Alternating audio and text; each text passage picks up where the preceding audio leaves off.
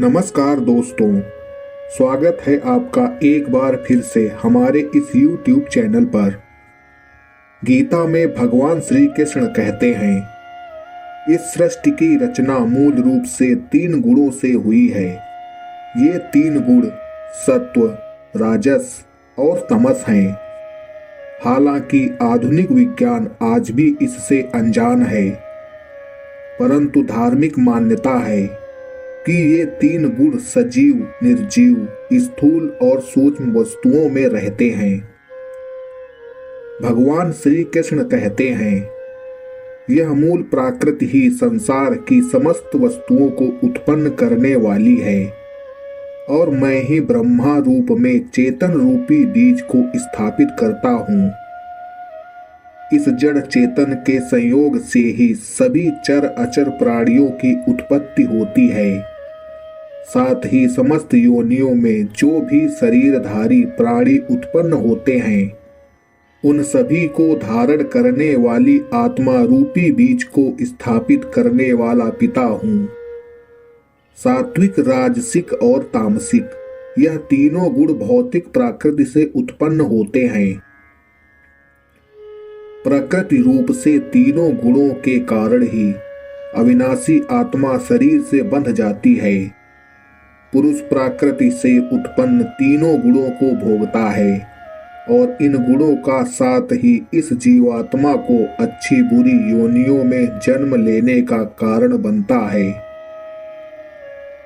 इन तीनों गुणों में सत्व गुण अन्य गुणों की तुलना में अधिक शुद्ध होने के कारण पाप कर्मों से जीव को मुक्त करके आत्मा को प्रकाशित करने वाला होता है, जिससे मनुष्य सुख और ज्ञान के अहंकार में बंध जाता है।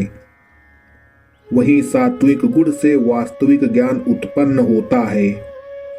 भगवान श्री कृष्ण कहते हैं कि सात्विक गुण मनुष्य को सुख में बांधता है।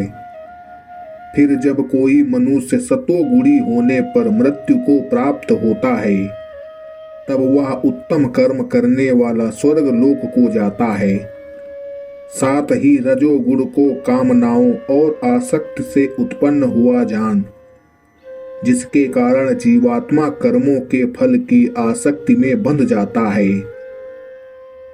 रजोगुण के बढ़ने पर लोभ उत्पन्न होने के कारण फल की इच्छा से कार्यों की करने की प्रवृत्ति और मन की चंचलता के कारण विषय भोगों को भोगने की इच्छा बढ़ जाती है। रजोगुण से निश्चित ही लोभ उत्पन्न होता है। साथ ही जब कोई मनुष्य रजोगुण की वृद्धि होने पर मृत्यु को प्राप्त करता है, तब वह रजोगुण के बीच स्थित पृथ्वी लोक में ही रह जाता है। रजोगुण में किए गए कार्य का परिणाम दुख होता है। इसके अलावा तामसिक गुण को शरीर के प्रति मोह के कारण अज्ञान से उत्पन्न हुआ समझना चाहिए। इस गुण के कारण व्यक्ति आलस्य, प्रमाद और निद्रा द्वारा बंध जाता है। रजोगुण मनुष्य के ज्ञान को ढककर प्रमाद में बांधता है।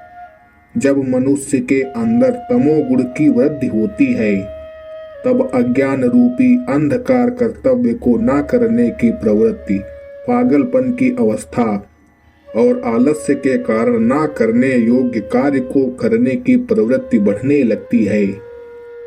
तमोगुण में किए गए कर्म का फल अज्ञान कहा गया है और उसी प्रकार तमोगुण की वृद्धि होने पर मृत्यु को प्राप्त मनुष्य पशु पक्षियों आदि नीच योनियों में नरक को प्राप्त करता है।